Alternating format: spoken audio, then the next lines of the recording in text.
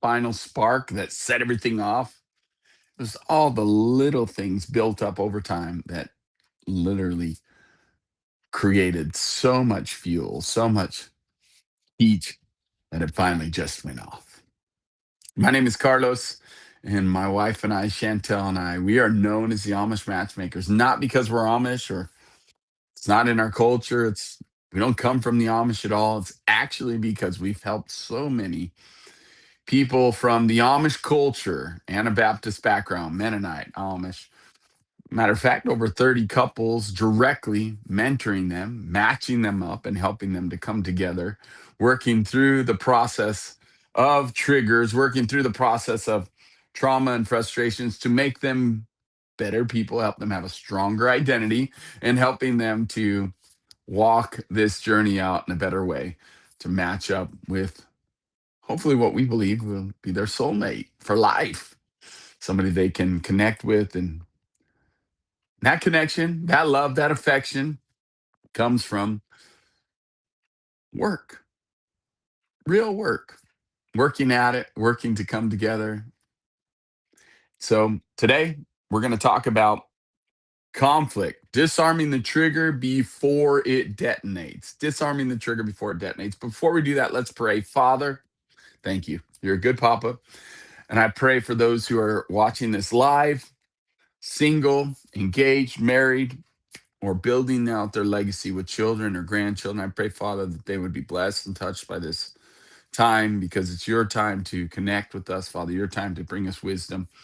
And I just ask for the words and the confidence and the will and the communication that will touch lives and bring forth victories in people's lives. Help them to be set free today. In the name of your son, Jesus Christ. Amen. All right, freedom, freedom, freedom. I love freedom and I believe in freedom. But here's the reality of what happens, why the explosion happens. We stockpile triggers, little offenses we don't mention, hurt feelings we swallow instead of process, irritations we tell ourselves aren't worth bringing up. Well, here's the problem none of that actually disappears. It compounds, and then one small thing happens like, oh, he left the underwear on the floor, or why can't your socks make it into the hamper, or the dirty dish left in the sink instead of cleaning up after yourself? A comment that wouldn't normally bother you, then bam, all the backlog goes off at once. Sound familiar? You've been through that? Been on one side or the other? The giving side or the receiving side of that? That's why some arguments feel wildly out of proportion to what actually happened because they were never really about that dirty dish, that sock on the floor. Nope. They were about 40 unprocessed moments that came before it. So that's why we have three core activities. The one we're going to talk about today is triggers to triumph. And that process is truly about recognizing I'm triggered in this moment. I am not happy. I am frustrated and I'm feeling a certain way and I'm thinking a certain way and I'm stuck. It's connected and related to some sort of trauma from your childhood, chances are, seriously. And so it's really amazing when we take our process, our core activity triggers to triumph, and we apply it because it was never meant to utilize it in the moment necessarily of the argument or the fight or the conflict because that's not the moment to use it. That will create even greater frustration. It's before. It's before we get into that conflict, before the argument happens. There are three ways that you can address these things that will actually be more preventative than anything, but also will keep you in the flow, in connection, in love, in affection, and in rhythm with your loved ones. And it's actually a tool that helps prevent the big blowups because we're processing work through them, the small daily stuff that comes up. So the backlog never has a chance to build up in the first place. Are you following me? All right. So, number one, three ways to prevent conflict utilizing triggers to triumph. Number one is process the trigger the same day, not a week later. Small irritation, named today. It's small, but ignored, it will build up. It will create pressure. It will actually create momentum. The little things built up that are negative as well will actually build up and create a big explosion. So when you have something that, wait, that didn't feel right, a tone of voice or something they did, it's like, really? What are you doing here? What's going on? Can we go at it? Yes, you can. Having the confidence and finding the voice to say, I really need to express something because it affected me and I don't want anything to get us out of rhythm or out of sync. When you're in relationships or you're working on relationships, here's the thing, when you're working on friendships, even, you may not have a lot of friends. There's a reason why you don't have friends. I'm telling you, if you're single and you're working on your skills to become married, to become dating, first and foremost, we first need to work on our relationship skills to connect with just people in general. That can grow into good skills to then cause us to connect for long term, true, ultimately intimacy, becoming one flesh with your spouse and having an epic marriage and developing an incredible legacy. Like, this is what we love to do to help people. And so, what is it that little thing that just really got you? And you're like, dang, why did that affect me so much? And then you start understanding it. But before you try to understand it, go to that person. You say, look, I don't want there to be any bad blood between us. Again, it depends on what level you're at. If you're just, working on relationship, connection, friendship. When you said this, what did you mean by this? We're asking questions to gain clarity, right? And understanding I felt triggered in this moment. I know that it disrupted my thinking, made me feel like this when you said this, right? Do you follow me? Like, for instance, when you said that, you know, I'm trying to think of an example of a trigger. Okay. Um, Tone of voice is a big deal in our home for me and Chantel. Again, a lot of times words are impactful, but for Chantel and I, we're at a level where tone of voice. So I'm going to use an example of what we go through. And oftentimes she'll be like, I say something to her, and I'm like, yeah, that's and I use this weird tone of like, yeah, and that was ridiculous, in my tone. Because I'm using a tone that's like not honoring, not encouraging. Are you following me? It's very subtle, but it's again part of where we've come to because we are worked on this so much. We have the core activities we've done for years and years and years. We're 15 years into our marriage, right? 2011, yeah, in 15 years. We'll be going on 16, but we've been together for over 16 and a half years. We were together for almost a year and a half before we ever gotten married. So we've been working on things for a lot of years and helped thousands and thousands of people over the years to work on their relationship skills as well with confidence and communication and commitment as the things that we work on with people to help them have better relationships using our three core activities. So I say that to say this, that through this process we've learned that tone matters even. And so I may have a tone with her and she'll say, well, wait, let me just clarify, because it seems like in this situation that you are not very content with what I had to say, or your tone of voice seemed a little abrupt or a little frustrated. Tell me what's going on. And again, I realize that this is probably not a very good example for the common normal situation or arguments that happen, but it's because we've done the work beforehand. We've done the stuff that I'm talking to you about, triggers to triumph, ahead of time and worked on it. This is our core values. This is our core activities, things that we do all the time in our lives. So when you have a situation, a trigger that's happened, face it head on. Go talk to that person. So, for instance, if I'll use myself as example, if I hear a tone that Chantel's having and addressing me, it sounds like something is really bothering you about what I said or what I did. I can hear it in your tone. I can hear it in the stress of your voice. Can you tell me more about what's happening? Again, one of the things that I've learned not to say is what's wrong. I used to say that all the time. That too is trying to pull negative out of her versus, hey, I feel this tone, I feel this frustration.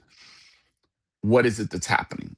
Would you care to elaborate? Would you be willing to explain to me what's happening or what's going on? What are you processing through? Because again, I'm using words of like, there doesn't necessarily need to be something wrong.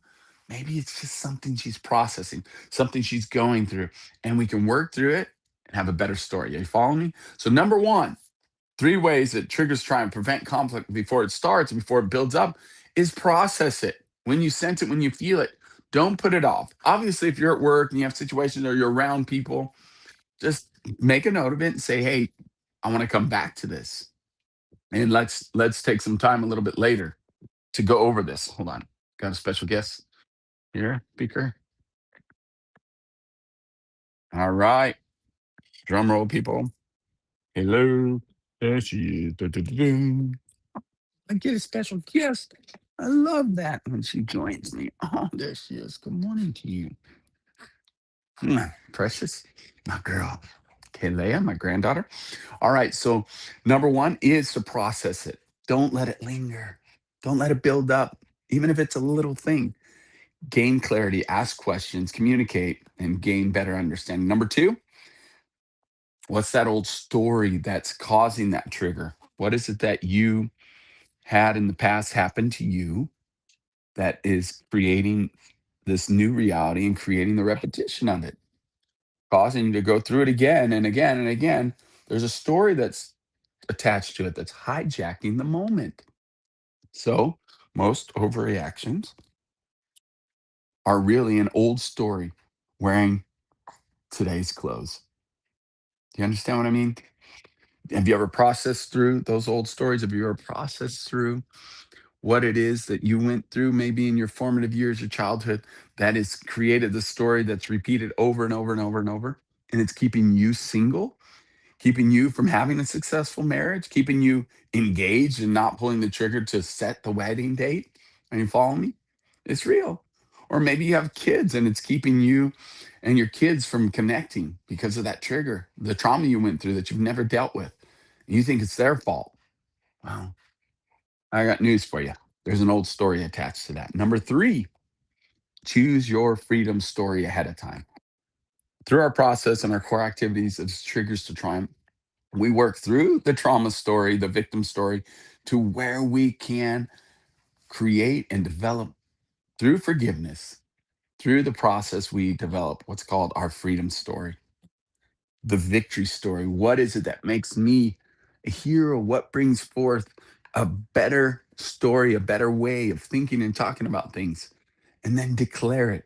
And then, can you, even before the conflict comes up, before the problem happens, can we already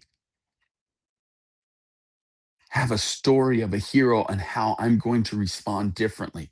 When you process through it, when you recognize the trigger, process through it, create a new story, you identify the old story and create a new one, tell you what, that's going to set you up better for success in conflict. Because what we have found is that that story is what I'm repeating. It's not necessarily even the person in front of me that triggered me, that it's their fault that I'm reacting and blowing up over this. No, it's usually something you've been through in the past and that's repeating over and over and over that you really need to process through to create a new story behind it and have someone help you a lot of times to understand that there is a better story. There is a story of victory, a story of not just survival, but thriving, and a story of abundance and reacting with love and reacting with honor and blessing. So take a moment right now. What's one small trigger from today or this past week that you haven't processed yet? It is morning, so maybe you've not had a trigger today yet. What's one you had this last week or yesterday that you didn't process yet? Maybe somebody that you're close to, a loved one, a good friend, or someone you're trying to develop a relationship with. You're single and starting to get out there and communicate with people and connect with people to develop relationships to be able to get married or start dating and get married, right? The process, and they triggered you in some way. There's growth behind processing that trigger. So, what is it? And have you processed it yet? Ephesians 4:26 and 27 says, "Don't let the sun go down while you're still angry, and don't give the devil a foothold." That little thing can fester and grow and truly get a foothold in your life. Papa God doesn't want that. He's not asking you to never feel triggered. He's asking you to not bank it, not hold on to it. Process it daily, release it daily. It's powerful. Don't be controlled by negative emotions. You can be victorious and it can be a blessing. Triggers can be a blessing, an opportunity for growth. It's all in the way you see it and understand it. Tonight, or this morning, even before you go to work or before you go to bed tonight, process the trigger you wrote down. Don't let it carry into tomorrow and stockpile. Do you know how to process it? We've talked about it many times on these videos and on these calls about walking through and recognizing where that trigger came from, where's the first time I experienced that, and then can I walk through forgiveness, forgiving that person, forgiving myself, forgiving God, forgiving the circumstance. Like forgiveness is to release and then receive a better story, a better outcome, a better understanding, and then go give love because now you're at a better place with a new story, new understanding to be able to give love in spite of circumstances, spite of the trigger. Now you can respond differently. Super powerful. And I hope this was beneficial. Tomorrow, we're going to get into why a settled identity means conflict stops feeling like a threat to your value, to your worth. When you truly have a powerful identity, when you know who you are or whose you are, Father can comfort you and walk you through it. Then you can do anything. You can face anything and not have to digress, not have to be triggered and frustrated by situations. God bless you. Thanks for being here today. I hope this was beneficial. Can you comment? Can you post? Can you make comments and things about how this was beneficial for you? Maybe some of the triggers you've been working through. And even if you have questions, please post them in the comments. And would you like and subscribe to our YouTube channel, The Amish Matchmakers? We're here to bless you and make a difference. Daily, I try to bring something at least 4 days a week. I bring some nuggets for you to help you in the process of relationship, to help you become a better version of you so that you can have a successful, thriving, abundant marriage and family and legacy. God bless you. Want to say goodbye? There you go. Almost. Tell them. I love you. All right. Well, must be time to go. Have a great day. We'll see you tomorrow.